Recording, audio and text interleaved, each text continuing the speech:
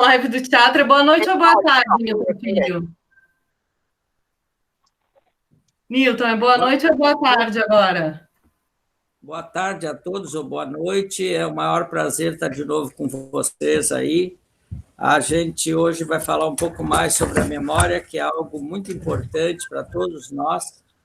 Inclusive, para quem não faz teatro também é importante, porque tudo acontece a partir da nossa memória. É as memórias do dia a dia, as memórias do nosso lugar onde moramos, é as memórias do passado, é as memórias do conhecimento. Então, memória é algo muito importante.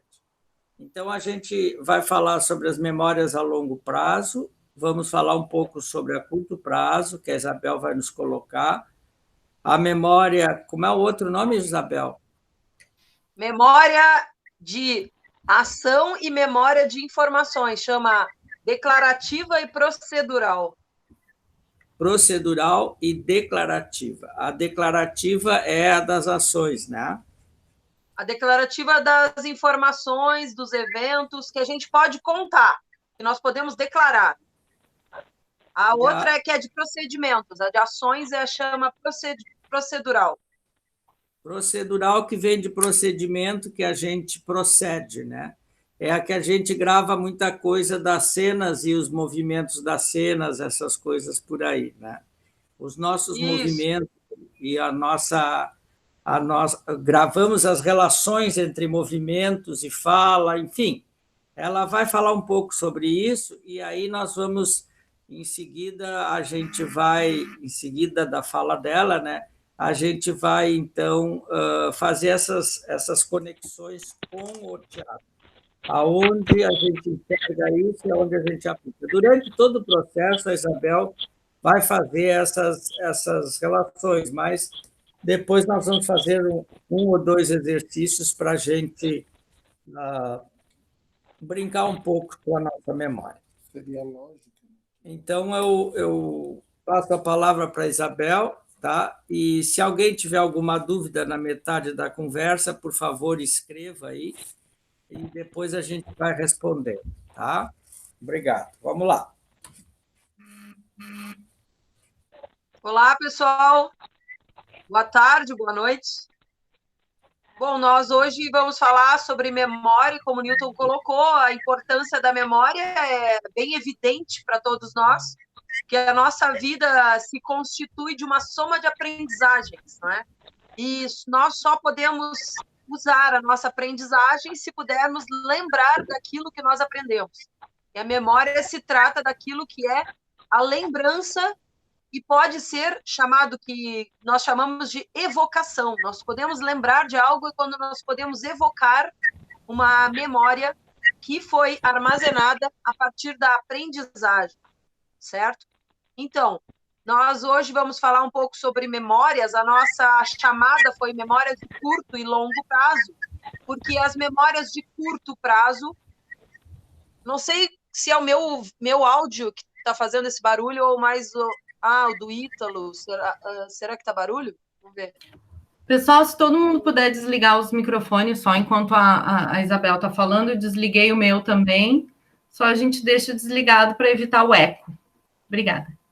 Certo. Então, nós vamos falar sobre memórias, e então a parte memórias de curto e de longo prazo, elas têm algumas diferenças. Nós podemos até subdividir mais. Vamos pensar sempre que memória é aquele registro formado no cérebro a partir da experiência. Então, a experiência ela é gravada, ela é codificada e armazenada no cérebro. De uma maneira mais evidente, mais eficiente, significa que nós tivemos uma aprendizagem melhor. Então, uma aprendizagem bem desenvolvida, ela é possível de ter sido registrada e, mais adiante, em um outro momento, nós podemos evocar este registro, que significa lembrar, evocar a memória. O que é memória, então? Para ver se vocês lembram, a memória é aquele registro que nós deixamos a partir de uma aprendizagem.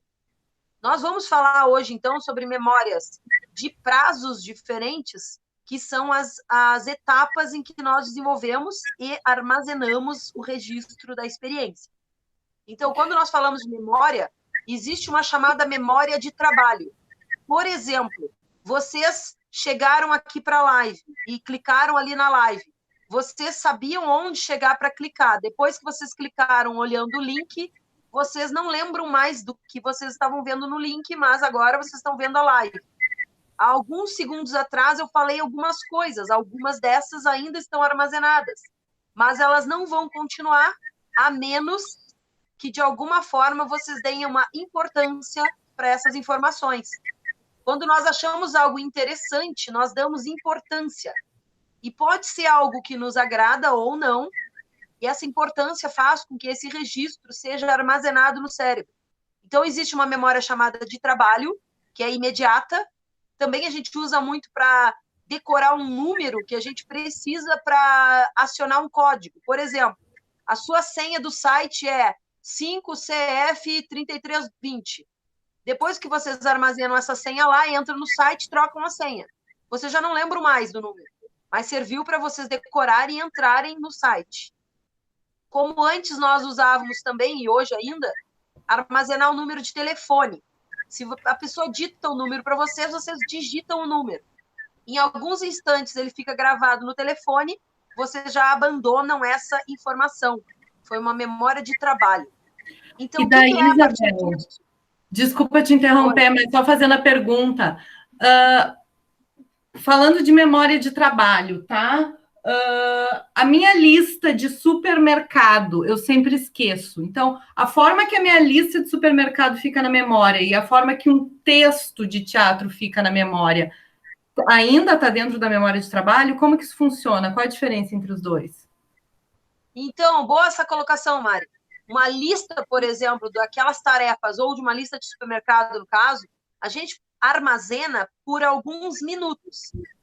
Pode armazenar por alguns minutos até que a ação seja executada, que é o tal interesse. Para que a gente precisaria lembrar da lista do supermercado depois de fazer as compras? Não precisa. Então, a gente usa essa memória que ela vai um pouco mais adiante do que a de trabalho. A de trabalho é usada para a gente escrever a lista.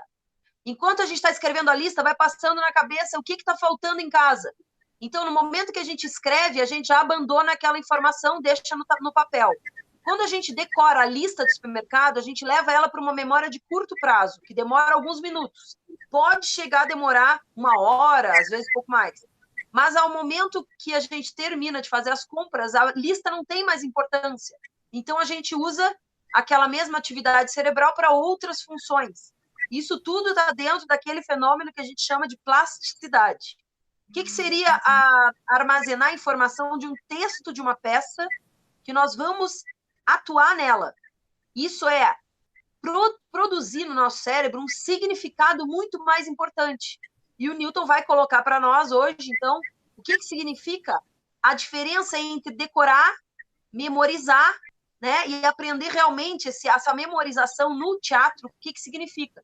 A memória ela se torna de longo prazo quando nós damos um significado para ela e ela é repetida na nossa experiência de tantas maneiras que ela vai trazer junto um monte de informações além daqueles dados específicos dos códigos das palavras. De modo que a gente pode lembrar de um texto, quando vai atuar, de maneira eficiente, quando ele nos tem, então, o desenvolvimento de um significado. Essa memória de longo prazo, ela pode permanecer conosco até mesmo pela vida. A gente pode fazer com que ela continue, e para tirar essa memória, daí vem outro aspecto, né? Quando a gente aprende algo que é tão importante para nós, isso fica em memória de longo prazo. Às vezes a gente aprende coisas que não quer. Traumas, por exemplo. Como é que a gente pode modificar uma memória de longo prazo? Depois eu posso falar sobre isso também. Tá, mas aqui tem uma pergunta para ti antes. Semana passada, quando a gente estava falando sobre um assunto parecido, que a gente estava falando de memória, o Preto colocou uma questão de um texto que ele aprendeu há 15 anos atrás, que eu acho que faz até mais de 15 anos, não, na verdade, desde 95, e ele lembra cada palavra. Então, toda vez que ele vai fazer aquele espetáculo, ele não precisa olhar quase nada. Ele lembra, aquilo é vivo para ele, aquilo é importante para ele, que nem tu colocou. Eu queria saber aonde que isso fica armazenado no cérebro e como que isso funciona, por que que isso pode acontecer? Então, isso também é bem importante. Memória é algo que reúne um monte de informações. Então, uma memória de um texto, uma memória de algo que tem um significado importante, pode ser também uma memória de uma experiência toda de vida. Essa experiência, ela nunca é apenas um envolvimento de um sentido nosso, como a gente trata. Noutra vez, eu mostrei para vocês uma imagem que aparecia o cérebro e os sentidos. Depois a gente pode até puxar essa imagem.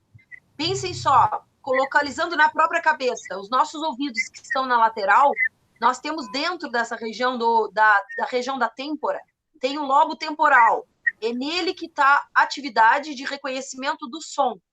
Nele também estão as áreas que vão fazer a gente reconhecer a importância da experiência, que é mais profundo ainda, chamada amígdala. E o hipocampo, que vai fazer o código da organização da memória. O que acontece? Quando a gente está memorizando algo, depende da experiência que está tendo. Se eu estou vendo, vocês estão me vendo, estão me ouvindo, estão pensando em outras situações da vida, vocês estão usando a audição, a visão, e quem sabe alguém mais está fazendo alguma outra tarefa junto, está usando outros sentidos também. Então, a memória ela fica armazenada tanto lá no lobo da audição, que é o temporal, no da visão, que é lá atrás, que é o occipital, e também isso junta com a significância, que tem essa questão de memórias anteriores da mesma experiência ou de experiências parecidas, né? Então, a memória ela não fica num lugar específico do cérebro, mas ela fica em todas aquelas regiões que foram ativadas durante a experiência. O que a gente puxa quando pensa para achar um local da memória? A gente puxa o lugar onde está o código da memória. O código da memória está localizado, muitos deles estão localizados no hipocampo, que está na região temporal. Por isso, então, se a gente for escolher um lugar para dizer onde que está a memória de informações e de experiências que eu posso contar para os outros, eu vivi tal coisa. Quando eu contar para vocês o que eu vivi quando eu tinha 10 anos, quando eu tinha 5 anos, vocês podem ouvir as informações, mas vocês não vão conseguir sentir o que eu senti. E quando eu estiver contando, eu vou lembrar do que eu senti. O que eu conto vai estar ali, armazenado em temporal e um pouco mais para trás, que chama parietal. Só que as experiências sensoriais, a emoção que eu tive e toda essa relação vai estar espalhada no meu cérebro.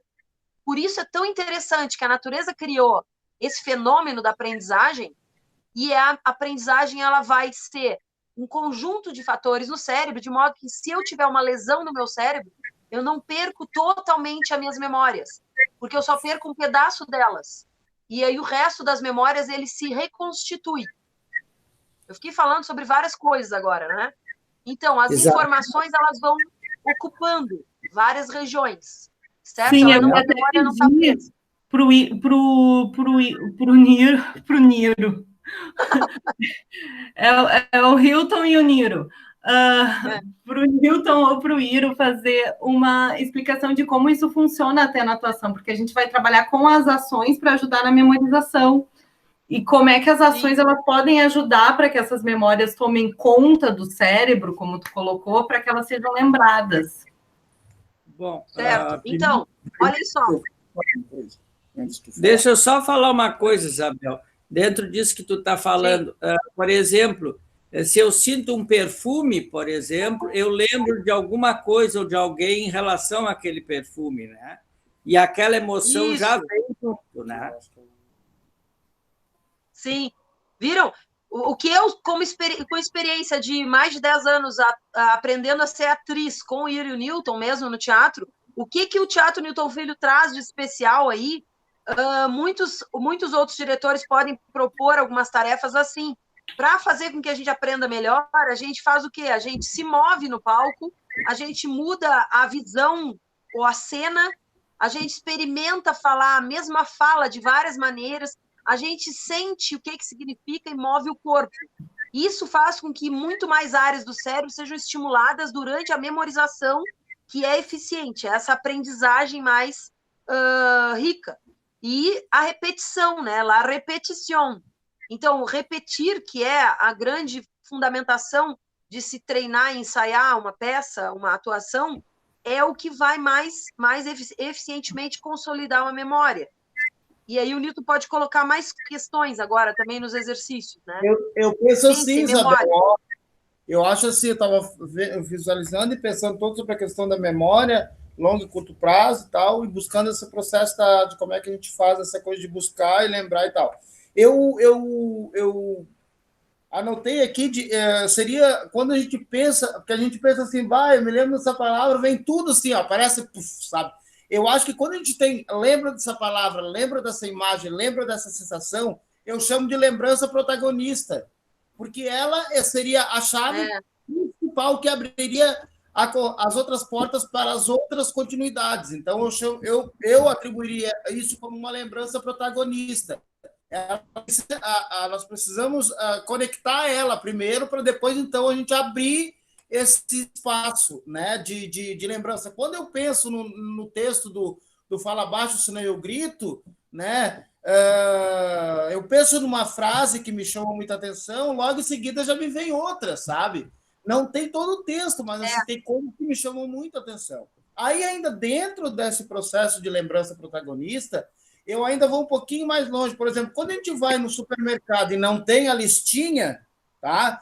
Eu vou comprar isso aqui, isso aqui. Quando eu chego no supermercado, eu tenho uma enxurrada, o meu cérebro tem uma enxurrada de imagens que, naquele momento, deu branco. Eu não sei mais o que levar. Pode ser 4 coisas, mas dá-se aquela, sabe, aquele apagão. Então, esse apagão que às vezes acontece comigo. Eu tenho que parar, pensar, dar uma caminhada, visualizar, reorganizar para então buscar a lembrança protagonista, para então começar a comprar as coisas. Isso acontece no texto também, né? A gente precisa de um gancho principal para que a gente possa conectar os outros elos, entendeu? Para então esse cérebro dar uma continuidade e para ele não sofrer tanto, entendeu? Por isso que daí, atrás disso tudo, vem o medo, vem as angústias, vem a ansiedade, o medo de errar o texto, o medo de, sabe? Então, claro, sempre calcado com muitas informações para que esse texto fique natural, fique orgânico, né, digamos assim. Então, eu penso nessa proposta, não sei se eu estou mais ou menos dentro da visão. Então, olha só, na neurociência, que tu colocasse, eu achei muito, muito criativo mesmo, né? Colocar como uma memória protagonista. Lembra que eu falei, na parte temporal do cérebro tem o hipocampo, que nós mostramos na outra live. Então, no hipocampo é que a gente forma esse tal código, que é o link que dá o insight e a dica de memória. Na neurociência existe esse estudo que tu coloca com esse nome de memória protagonista, que é um nome muito rico e que cabe muito bem pela lógica da ideia. No hipocampo, a gente tem esse tal código, que essa tal memória protagonista é a dica de memória. Sabe quando a gente não lembra de alguma coisa que estava pensando e daí volta na mesma posição que estava? Isso acontece da gente lembrar muitas vezes. Ou quando a gente decorou uma coisa porque precisava saber, a gente lembra da primeira palavra e vem o resto. Isso é o código que fica armazenado no hipocampo, que é aquele núcleo que tem uma forma em S, a forma em C, né, que é, na verdade, ou em vírgula. Esse núcleo armazena, então, essas primeiras memórias que puxam as outras. E, literalmente, é uma memória tão importante que pode-se dizer, ela é protagonista. E todo o resto vem em função dela. Então, quando a gente não lembra do comecinho daquele link, a gente pode esquecer de outras coisas. Quando uma pessoa desenvolve Alzheimer, por exemplo, ela pode desenvolver a dificuldade de acionar as memórias protagonistas. Então, quando a gente consegue ter a dica da memória protagonista, o resto vem, mesmo em quem já está tendo perda de memória, que chama ilhas de memória na neurociência. As ilhas de memória são esses pequenos pontos que a gente consegue estar nadando naquele mar perdido e tocar e pisar na ilha, que é encontrar uma memória protagonista, como tu coloca. Então, a memória, trabalho, se transforma em memória de curto prazo, que se transforma em memória de longo prazo. Eu não posso desenvolver uma memória de longo prazo que não tenha sido, em algum momento, de curto. Mas eu posso, sim, formar memórias que saem do curto prazo e se desvanecem, e não se desenvolvem como longo. E daí, nisso, eu queria ver se o Ítalo tem alguma pergunta, porque ele falou semana passada sobre essa relação da memória de curto prazo para que exista uma memória de longo prazo. Eu não sei se tem mais algum comentário dentro disso que tu queira fazer. Ítalo. Não, é interessante o que o Ítalo... Não, porque semana passada tu que introduziu esse assunto. É mais essa coisa do estudo do texto, né? Às vezes, decorar alguma coisa, né? Enfim, passa por esse caminho, né? Nunca é uma coisa tão rápida que chegue diretamente na memória a longo prazo, a não ser que se dê muito respeito, né? A não ser que seja uma informação que tenha muito a ver contigo, né? Isso aí pode até ir direto, acho, para essa memória... Né? A longo prazo, mas senão ele tem um caminho a ser percorrido, né? Enfim, eu acho que faz parte do processo, e acho que é interessante a gente ter essa consciência de que, sim, a gente precisa passar essas etapas para ativar essa memória a longo prazo, né? No início de processo, de estudo de texto, enfim, aí tem várias técnicas que pode fazer, né? Inclusive através das ações físicas, né? Enfim, é isso aí. Não, mas acho que é isso. Só estou sublinhando o que já está sendo comentado aqui, né? Enfim, é isso aí. Tá bom. E tem outra coisa também. Gente, só um momento. Para continuar disso, eu queria que vocês comentassem também não só das ações físicas, como das ações dramáticas.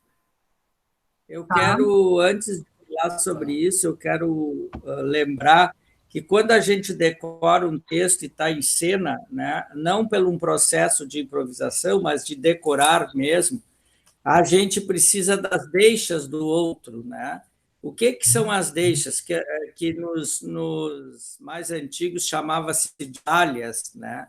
Depois eu explico por que é dálias. As deixas são exatamente o que o Iro falou ali, as lembranças protagonistas. Ela protagoniza a tua próxima fala, né? Então, se tu deixa, olá, tudo bem? Eu vou comprar um macarrão. Termina com macarrão. Eu gravo macarrão porque eu sei que eu vou dizer logo em seguida, não, macarrão não posso comer porque eu sou diabético, né?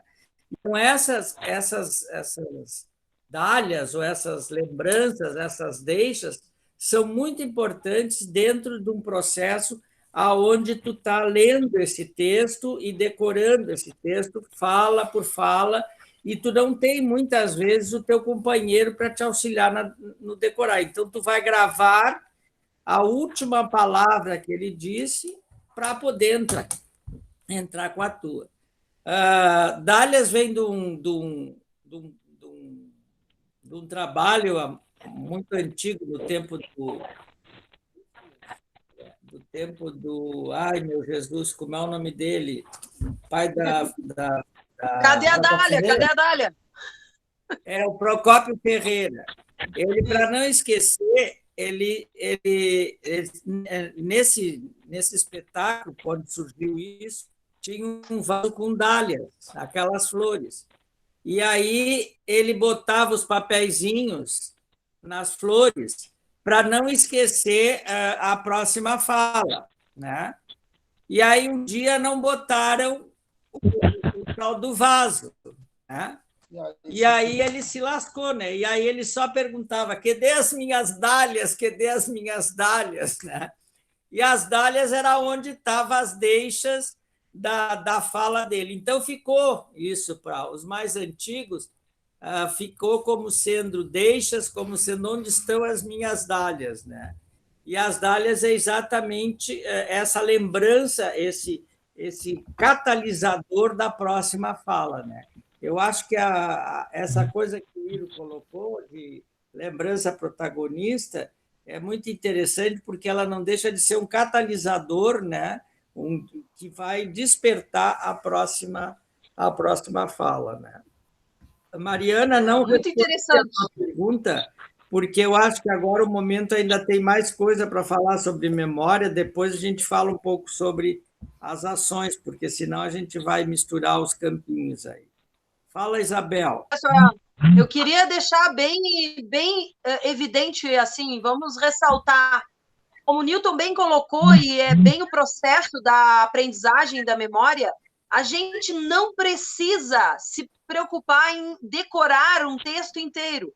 Quando a gente aprende algo, a gente pode lembrar do que a gente aprendeu passo a passo e pedaço por pedaço. Os pedaços de memória vêm conectados aos outros. Então, quando a gente lembra dessas dicas, que são as dálias, ou as memórias, ou lembranças protagonistas, elas vão puxar o resto. Então, o que acontece é quando a gente aprende bem, por exemplo, está aprendendo a tocar um instrumento e aprendendo a tocar uma partitura. Quando a gente aprende a tocar aquela sequência da partitura, basta repetir o compasso que a gente vai lembrar do restante. Porque na nossa memória protagonista, nas dálias, a neurociência coloca ali como esse insight é a dica de memória, a gente vai puxar toda aquela rede de sinais que foram sequencialmente estimulando neurônios. Então, falando no cérebro mesmo, a memória de longo prazo ela é uma malha criada de conexões que foram repetidamente acionadas e ativaram os neurônios vez por vez, a cada repetição. Quando a gente aciona o primeiro, eles seguem em cadeia, ativando os outros igualzinho a dominó. Então, já foi pesquisado, estudado esse fenômeno, e a gente vai ativando uma grande região do cérebro. Em ressonância magnética funcional, a gente pode ver a atividade das áreas do cérebro, a circulação em glicose, sangue circulando e também estímulos elétricos. Quando a gente ativa o início, a gente desencadeia todo o resto. É por isso que a gente não precisa, depois de aprender, não precisa ter a preocupação em lembrar de tudo, mas só de lembrar das dicas.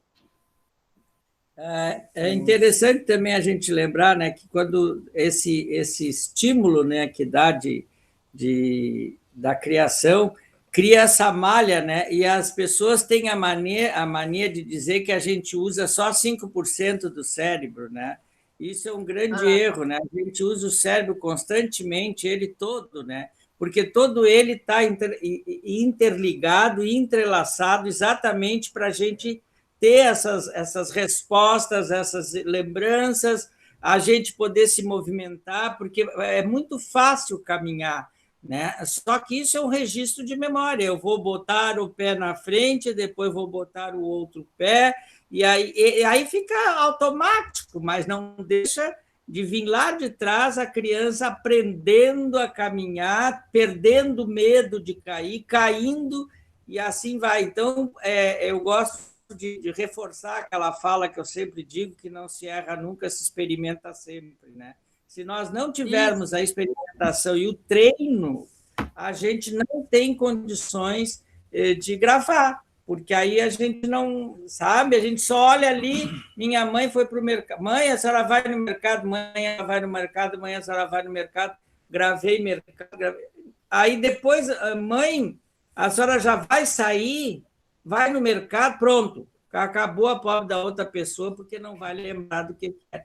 Então, se tu tiver essa formação pela experimentação, pela repetição, pelo movimento da cena, aí sim, Mariana, pelas ações dramáticas que a gente vai criar na cena para entender o personagem e entender as ações, né, ações físicas que a gente vai criar naquele momento, né, a organicidade da fala, aí a gente se torna para nós, naquele momento, uma memória importante. Então, ela corre, provavelmente, eu não sei se é possível, mas ela corre para para a memória de longo prazo. Lá fica ela. Tem um totó aí se manifestando, e eu acho que está adorando.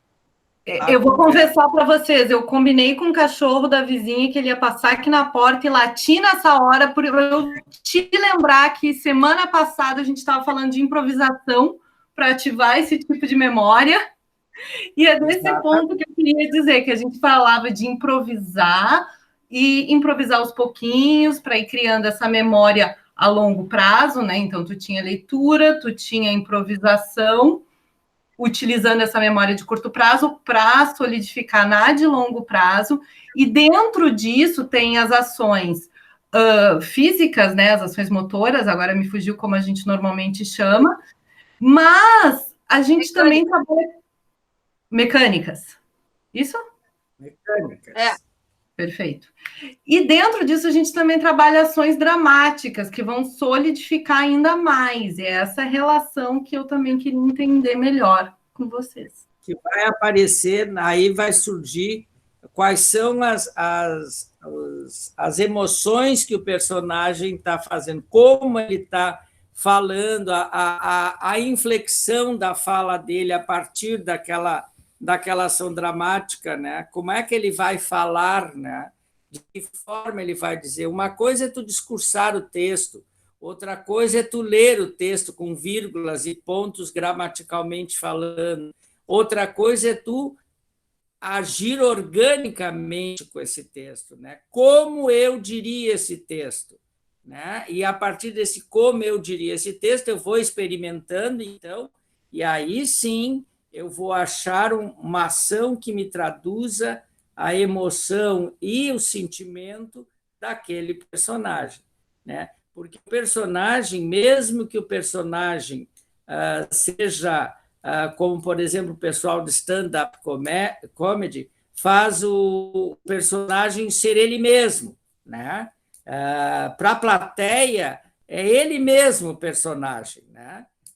Mas, na realidade, no momento que ele já vivenciou aquilo, que ele narra aquele acontecimento, se ele só narrar sem nenhuma ação dramática, fica só uma como é que eu vou dizer, uma descrição do fato.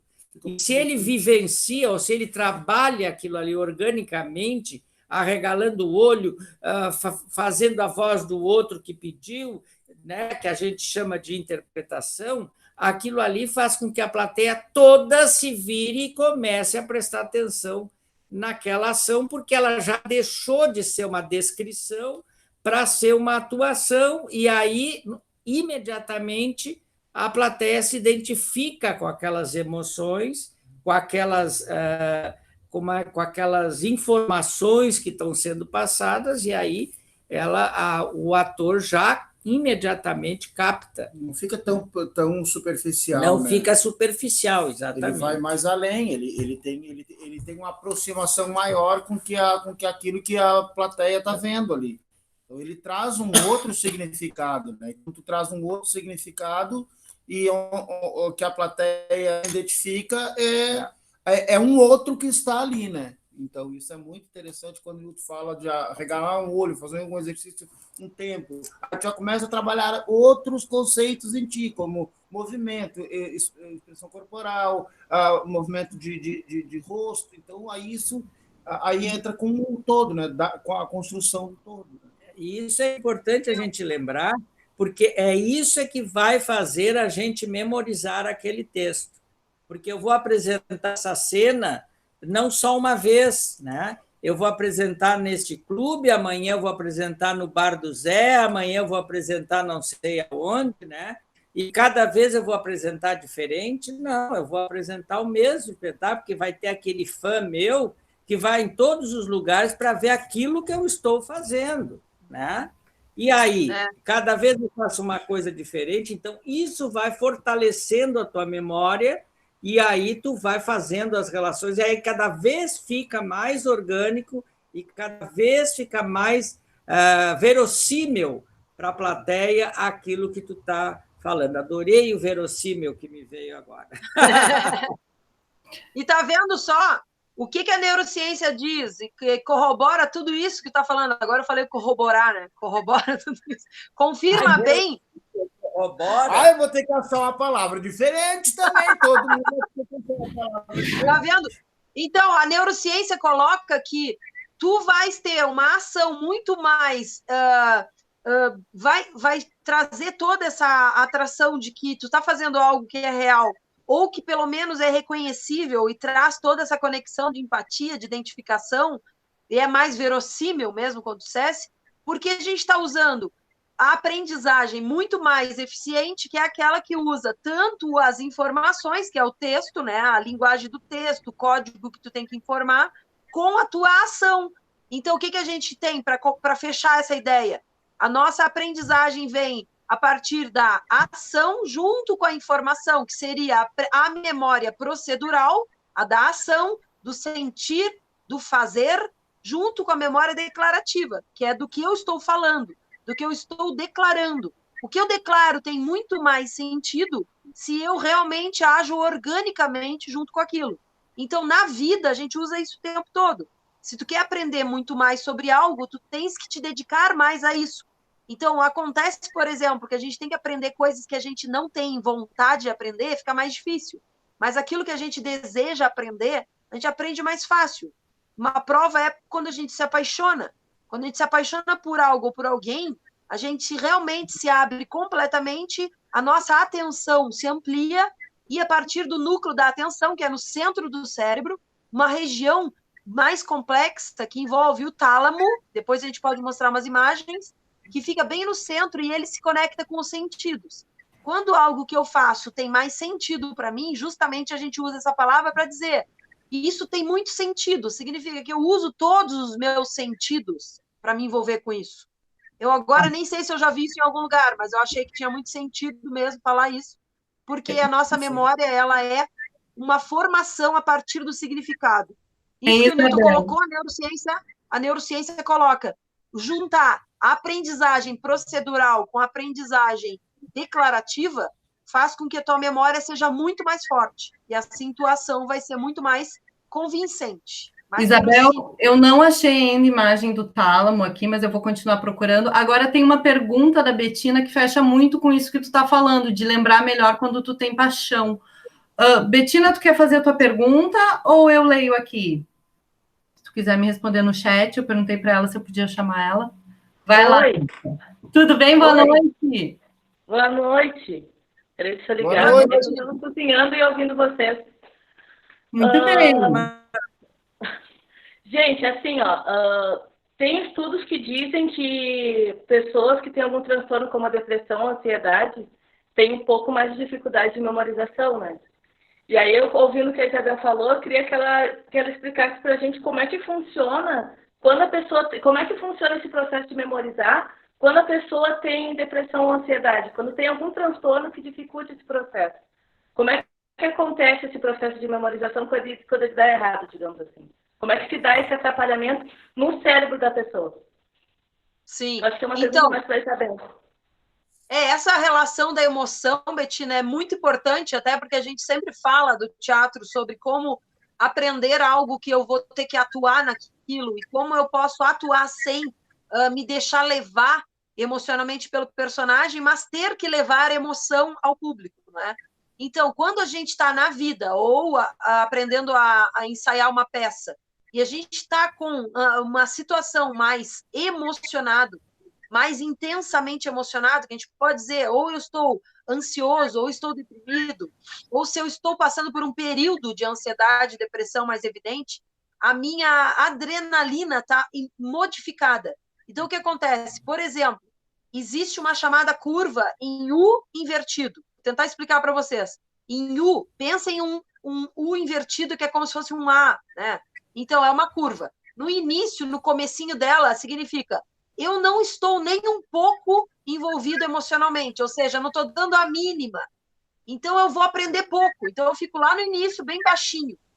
Se eu me envolvo emocionalmente, eu fico mais afetado, ou então, de alguma forma, aquilo me deixa mais interessado, ou eu estou sendo movido porque eu estou com um pouco de medo, ou porque eu estou com um pouco de euforia, ou estou me encantando por aquilo, que a gente poderia dizer o início de uma paixão, eu vou aumentar o meu nível de envolvimento emocional. E aí, então, eu vou aumentar a minha chance de também ativar várias áreas e vários neurônios a mais de muitas áreas que vão fazer a minha aprendizagem melhorar. Aí eu estou um pouco emocionada, eu estou me envolvendo com aquilo, eu estou emocionalmente conectada. Então, eu vou aprendendo, eu estou subindo na curva, estou subindo. Daí vocês continuem. Aquilo emociona mais, eu estou subindo mais, eu chego num topo que eu estou tão envolvida que eu aprendo muito. Agora, se eu estiver muito afetada, eu vou estar tão emocionada que eu vou estar em pânico, ou então muito arrasada, eu vou perder a habilidade de aprender. Por isso a memória fica afetada, Betinho, porque a gente afeta a aprendizagem. Betina, tá ouvindo aí? A ansiedade... Isabel. Oi? Então, olha só, para concluir só um pouquinho, Newton, sobre isso, é muito importante pensar que tem vezes, olha, grandes exemplos na vida. Todo mundo aqui já teve alguma situação que foi traumática.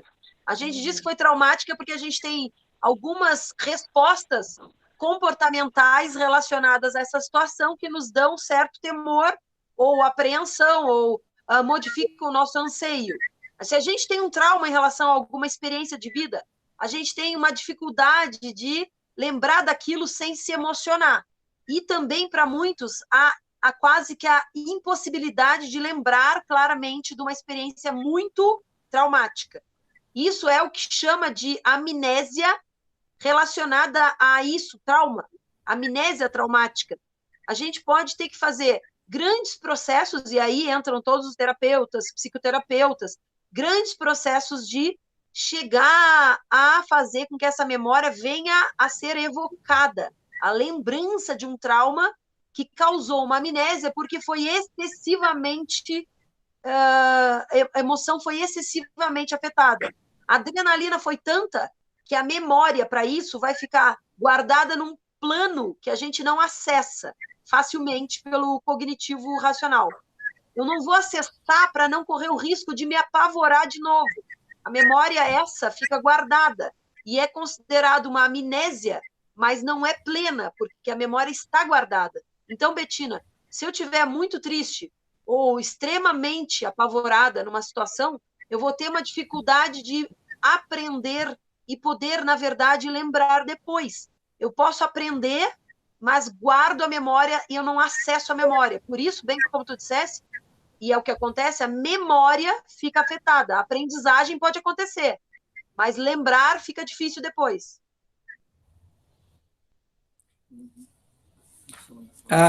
Eu acho que exatamente a coisa da depressão e da ansiedade, né? Quando se trabalha isso, normalmente o ator não está acreditando naquele poder que ele tem de convencer o público, né? Então, ele fica sempre, como é que eu vou dizer, em dúvida da sua capacidade, né? E a depressão nos dá essa força para a gente duvidar da nossa capacidade de execução de qualquer coisa, né? A gente tem esse processo dentro de nós. Então, quando tu faz um trabalho de teatro e tu está duvidando da tua capacidade de execução, tu entra em cena e tu fica sempre perguntando, antes de entrar em cena e durante a cena, estou agradando, vou agradar, será que vão rir, será que não vão rir? Então, todo esse movimento mental, esse barulho mental, interfere na tua interpretação. Porque a interpretação, eu digo até para os atores, limpa o cérebro, deixa branco, não pensa nada, não esvazia tudo, não interessa a opinião de ninguém, de coisa nenhuma. Lembra que não é mais tu. Quem está ali não é tu. Quem está ali é o personagem. Tu é o anjo protetor do personagem, tu conduz o personagem. Agora, no momento que tu misturar o personagem com o ator criador, o ator personagem com o ator criador, aí corre sérios riscos, porque uma cara feia, uma pessoa levanta e vai embora, ou uma fila inteira levanta, vai embora, aquilo te destrói totalmente, né? Porque tu diz, bom, então não gostaram. Não, eles tinham um compromisso, o ônibus dele, como aconteceu uma vez, nós estávamos aqui, o pessoal levantou, uma fila inteira levantou e foi embora. Aí a peça estava na metade, deu uma... Né? A gente ficou na dúvida, depois mandaram explicando que o último ônibus, a peça se prolongou demais, atrasou, e o último ônibus que eles iam para não sei aonde, sei lá, São Leopoldo ou Novo Hamburgo, saía e eles tinham que ir embora. Então, se a gente se deixa afetar por esses movimentos externos, porque o personagem não enxerga ninguém indo embora, ele nem sabe que tem gente assistindo eles. O espectador é um voyeur, está olhando por um furinho da parede da onde ele está trabalhando, por isso nós temos a quarta parede. Então, como é que ele vai se afetar o personagem de uma atitude que ele não está vendo?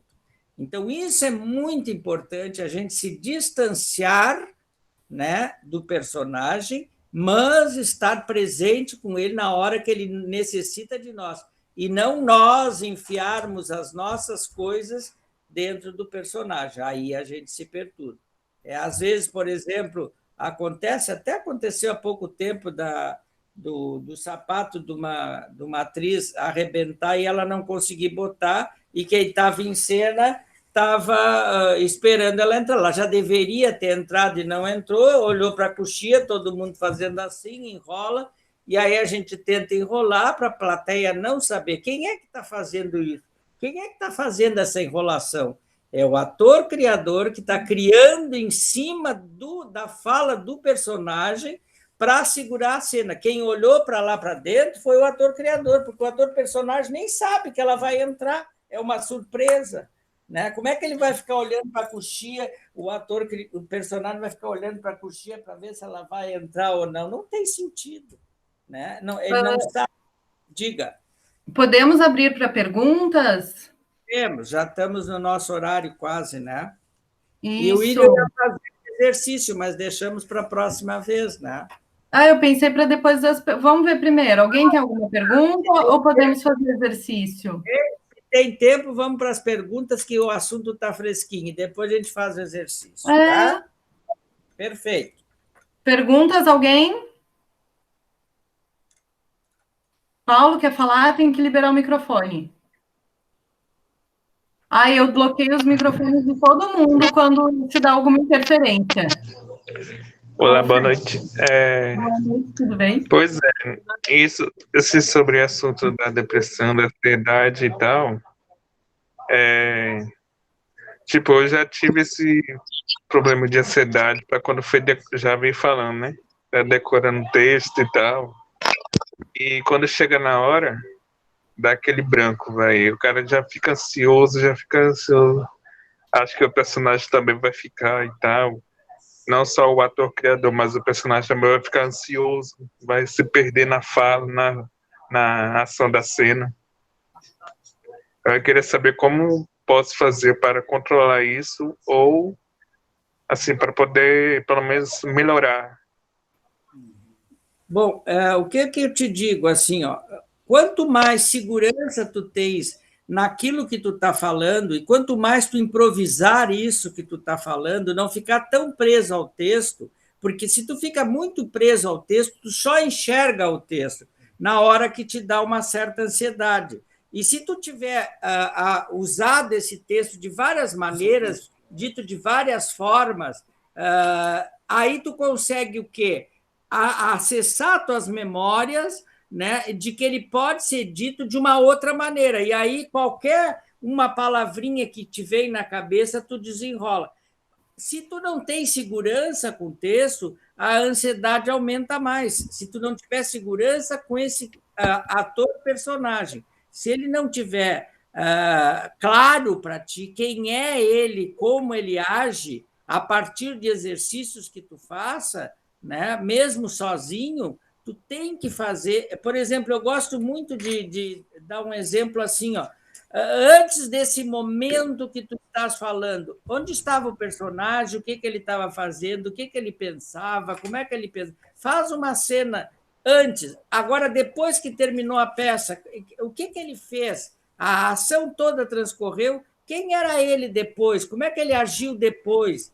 É uma invenção, é uma criação, mas vai te dando elementos para te poder mexer com ele com mais conforto.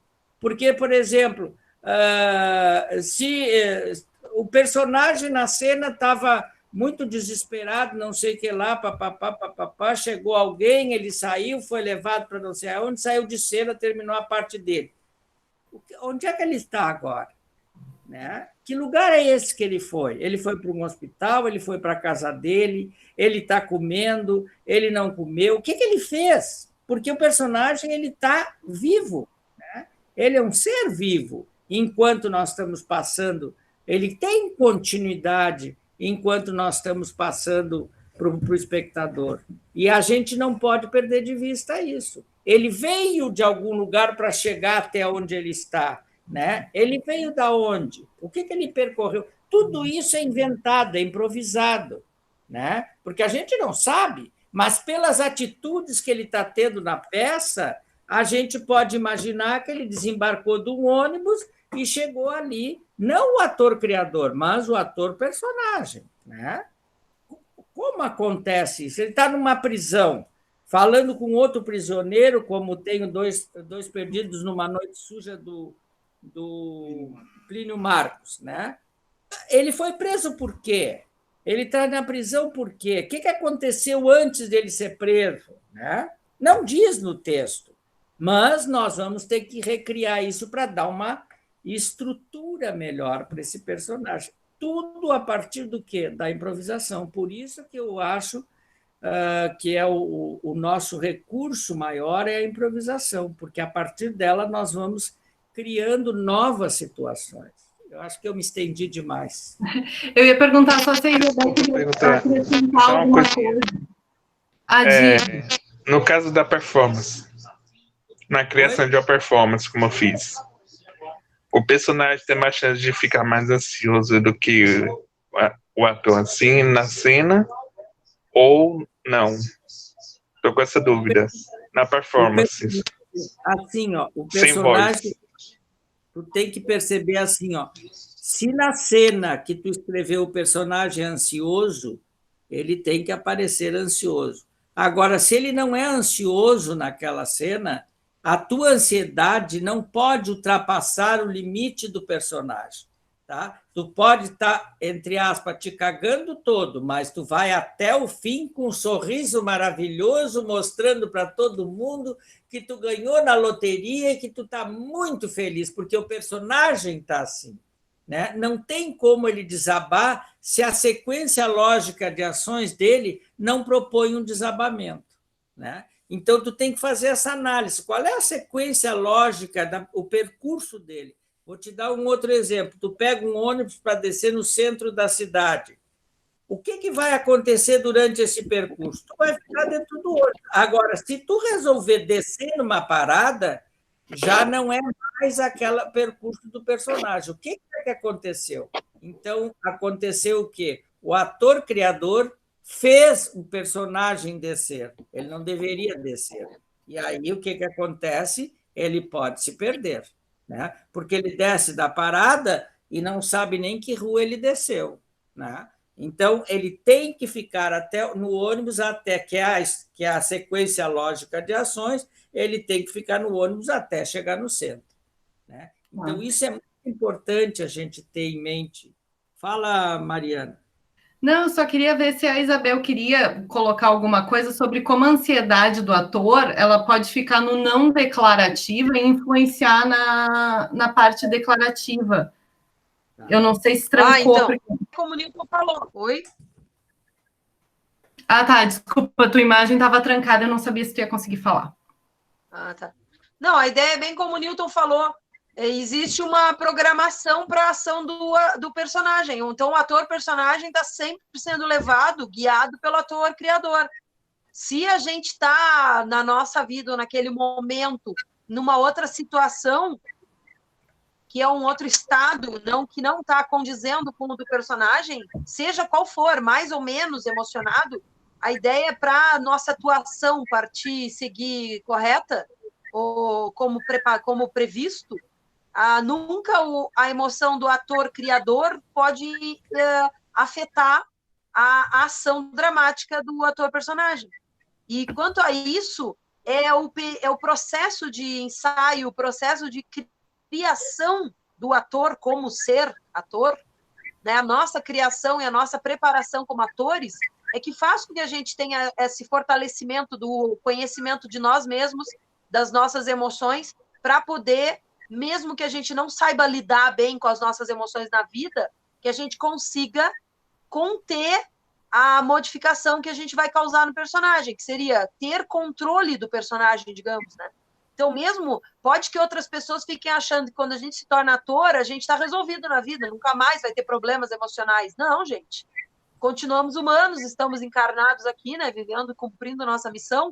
Então, quando a gente aprende a atuar, a gente tem que conseguir lidar com o que a gente está sentindo e continuar levando o ator-personagem, né, como um anjo, como o Newton bem coloca.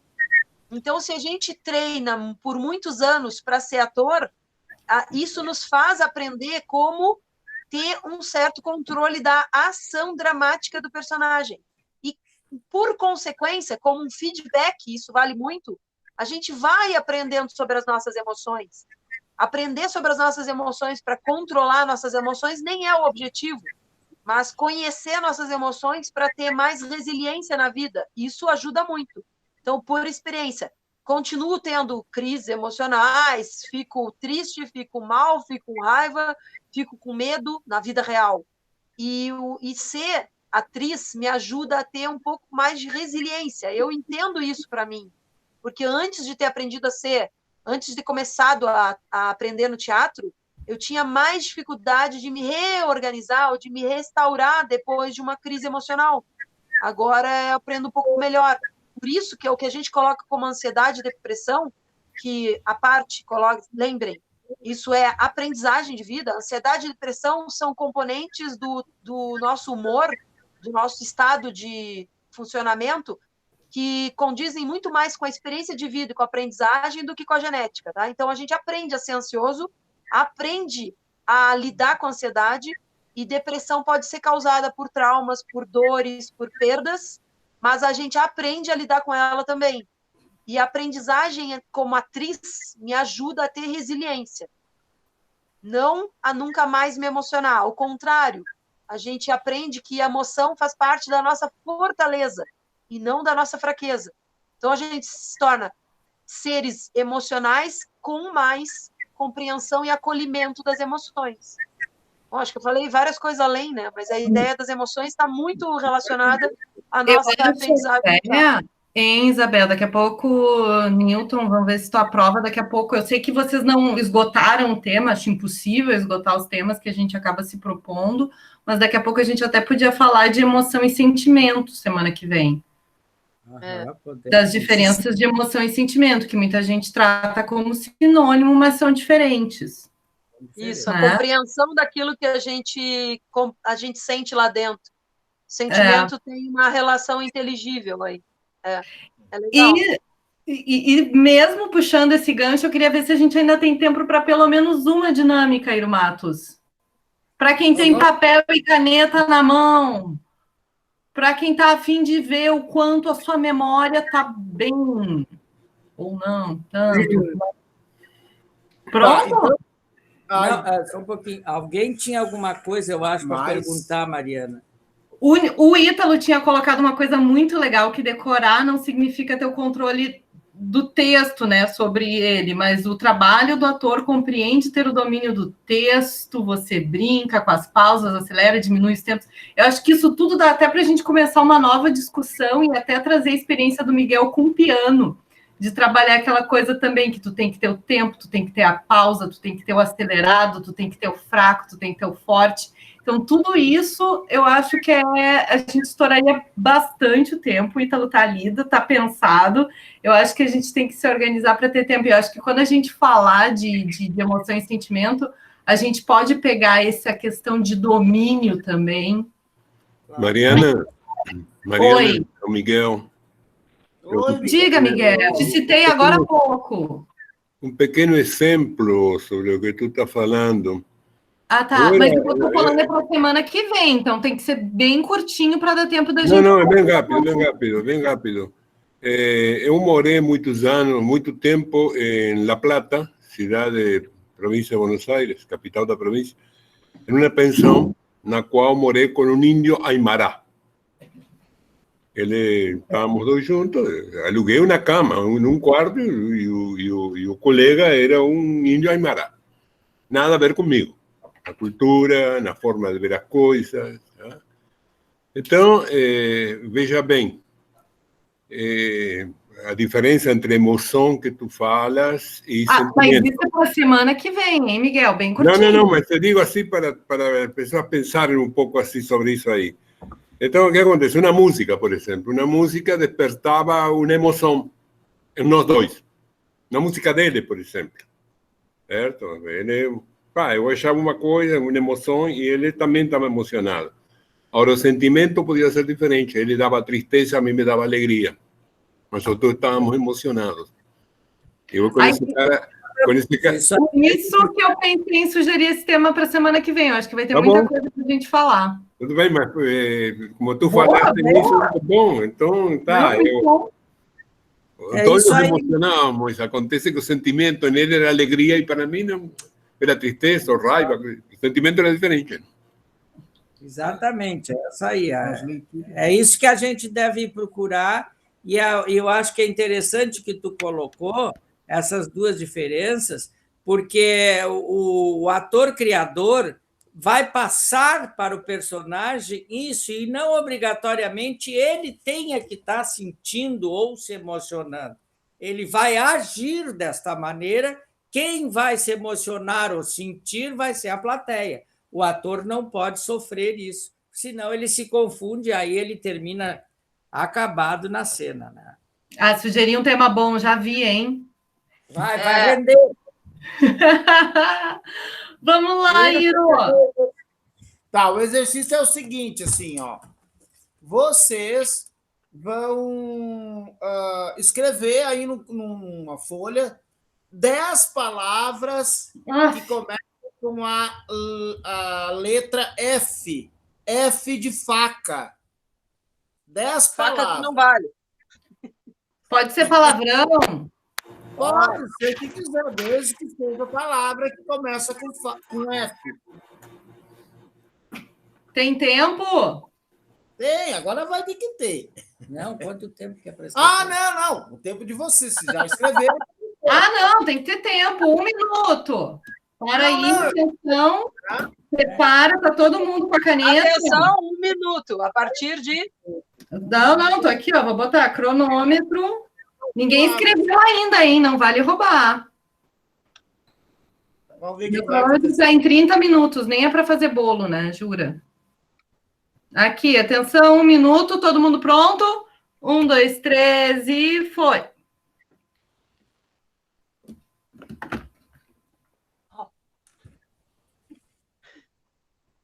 Stop. Não, brincadeira. Minuto para escrever. Não tem 10 ainda.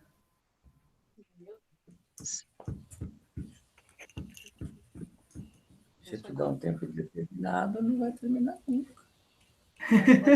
Estamos te ouvindo, Newton. Não, eu sei, eu estou só falando que tem que ter um tempo para escrever. Eu acho que eu passei de 10. Não tem problema. Só mais um. 9. Óbvio. Foi. Fechei. Tem mais 15 segundos. Quem ainda não fechou? Viu que nós 3 estamos de vermelho? Eu vi, vocês combinaram e não me mandaram mensagem. Betina também acabou. Agora, tempo esgotado. Quem escreveu 10, escreveu. Quem não escreveu vai ficar com 9. Agora o Newton vai estar com o cronômetro na mão. Ela tá. A Mariana está com o cronômetro, tá? E vocês, então, vão tentar memorizar essas 10 palavrinhas que vocês sabem, tá? Vocês têm 15 segundos para me falar essas palavras sem olhar para o papel. Vou começar pela... O Paulo tá aí?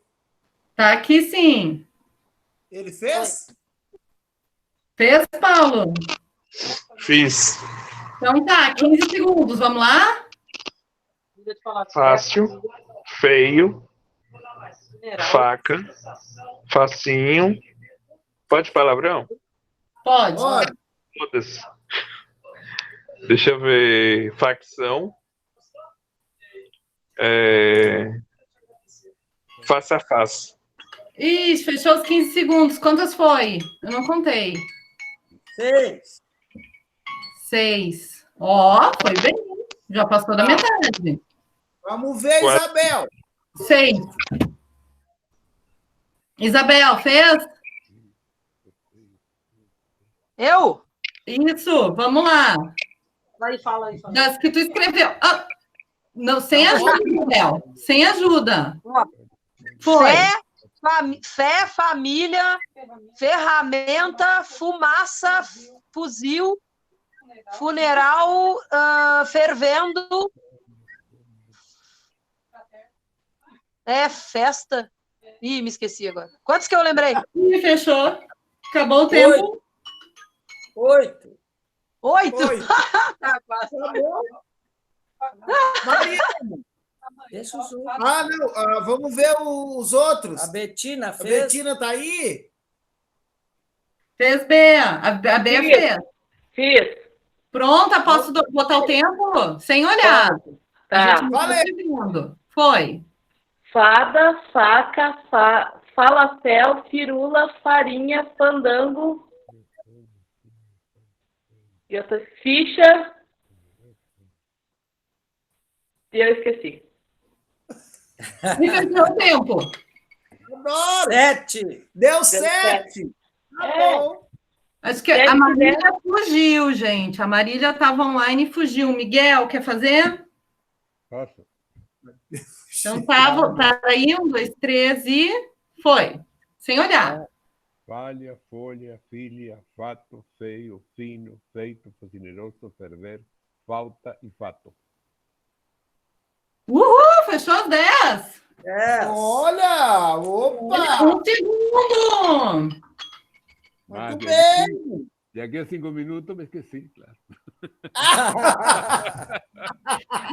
O bom da gente fazer isso online é que se a gente falar uma outra palavra que não aqui está escrita, ninguém tem como ver o que a gente escreveu, né? Em memória de curto alcance. Quem mais está, Maninho? Sabe o que eu faço?